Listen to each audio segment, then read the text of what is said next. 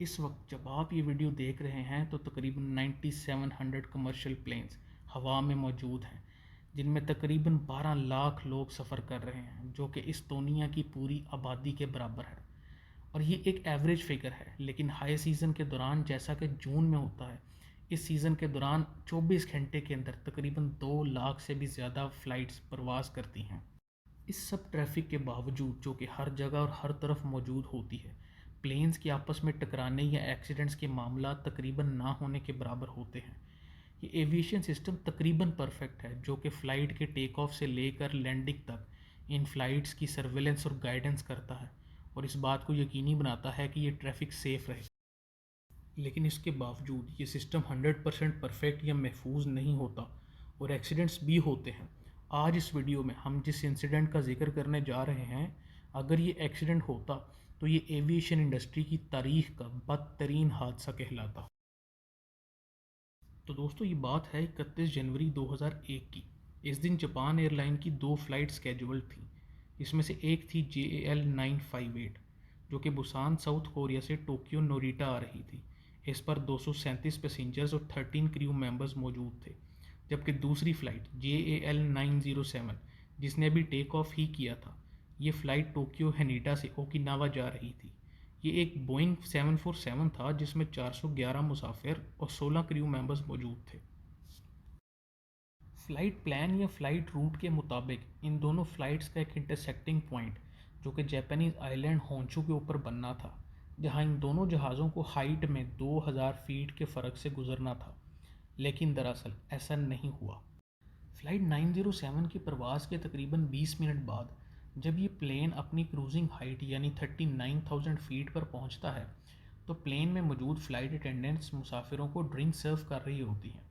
इसी दौरान जहाज़ के कॉकपिट में मौजूद plane traffic avoidance collision system एक अलार्म बजाता है।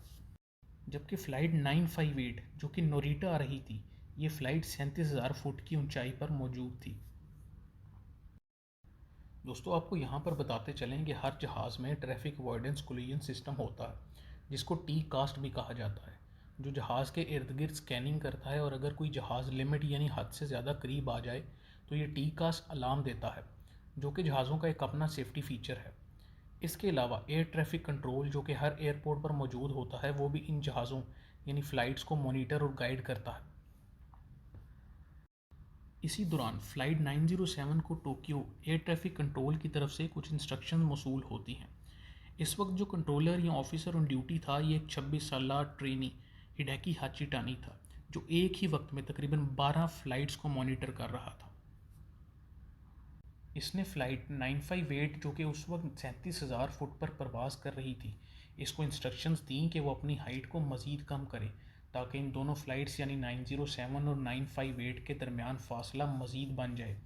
लेकिन हुआ ये कि हिडेकी ने गलती से ये इंस्ट्रक्शंस फ़्लाइट 958 की बजाय फ़्लाइट 907 को भेज दी। फ़्लाइट 907 के पायलट ने टीका सिस्टम देखने के बजाय हिडेकी की इंस्ट्रक्शंस को फॉलो करते हुए जहाज़ की हाइट को 2000 फीट कम कर दिया, जो कि अब उस हाइट पर आ गई थी जहां पर पहले से फ़्लाइट 958 मौजूद थी। लेकिन जब हिडेकी ने देखा कि फ़्लाइट 958 इंस्ट्रक्शंस के बावजूद अभी भी उसी हाइट पर प्रवास कर रही है, जो कि हादसे की तरफ बढ़ती चली जा रही है, इसने पायलट को इंस्ट्रक्शंस दी कि वह जहाज़ को इमीडिएटली राइट साइड यानी दाईं जानिब मोड़े, ताकि ये दोनों फ़्लाइट्स हादसे से बच सकें। लेकिन किसी वजह से ये मैसेज फ़्लाइट 958 तक नहीं पहुंच सका। कंट्रोलर में मौजूद हिडेकी की एक सुपरवाइज़र, जो कि एक खातून थी जिसका नाम यासुको मोमी था, इसने हिडेकी की गलती को भांप लिया और उसके बाद यासुको ने हालात को बेहतर करने की बजाय मज़ीद बिगाड़ दिया। यासुको ने दरअसल ये इंस्ट्रक्शंस फ़्लाइट 907 को देनी थी कि वो अपनी हाइट को इमीडिएटली बढ़ा दे ताकि हादसे से बचा जा सके, लेकिन इसने भी हिडेकी की तरह गलती की और फ़्लाइट 907 की बजाय फ़्लाइट 957 का नाम लिया। चूँकि इस दिन 957 की कोई फ़्लाइट थी ही नहीं, किसी ने भी यासुको के इस मैसेज को नहीं सुना और ना ही इसका जवाब दिया, और दोनों फ़्लाइट्स इसी हाइट पर हादसे की तरफ बढ़ती रहीं। और फिर यूँ हुआ कि प्लेन्स एक दूसरे के इतने करीब आ गए कि कॉकपिट्स में मौजूद पायलट्स को भी सामने से आता जहाज़ नज़र आने लगा और पायलट्स को समझ आई कि कहीं गलती हो चुकी है और अब इनके पास सिर्फ सेकंड्स का ही वक्त था कि वो कुछ प्लान करके इस कोलिजन यानी टकराव को बचा सकें। और अगर वो ऐसा ना कर सके तो तारीख का एक बड़ा हादसा रूनुमा होगा और दोनों जहाज़ों में मौजूद 677 यानी 677 लोग मारे जाएंगे। लेकिन अब इन सब की ज़िंदगी पायलट्स के हाथ में थी। और इसी दौरान फ़्लाइट 907 के पायलट ने जहाज़ की हाइट को फ़ौरन कम किया और पायलट की इस मूव ने सबको हादसे से बाल बाल बचाया और ये दोनों जहाज़ कुछ ही फासले से एक दूसरे के इंतहाई करीब से गुजरे। इस पर इख्तलाफ है कि आखिर दोनों जहाज़ एक दूसरे के कितने करीब से गुजरे। एक इंटरव्यू के दौरान फ़्लाइट 907 के पायलट ने यह इंकशाफ किया कि दोनों जहाज़ों में सिर्फ 10 मीटर का फासला था। जबकि प्लेन्स में मौजूद टीकास का डाटा चेक किया गया तो पता चला कि ये दोनों जहाज़ 135 मीटर के फासले से गुजरे थे। तो दोस्तों यहाँ ये बताते चलें कि फ़्लाइट 907 के पायलट ने जब अचानक जहाज़ को टकराव से बचाने के लिए नीचे की तरफ झुकाया तो इस झटके की वजह से जहाज़ में कुछ वाक़यात पेश आए और मजमूई तौर पर 7 पैसेंजर्स और 2 क्रू मेंबर्स को सीरियस इंजरीज़ का सामना करना पड़ा, जबकि 81 पैसेंजर्स और 10 क्रू मेंबर्स को हल्की चोटें आईं।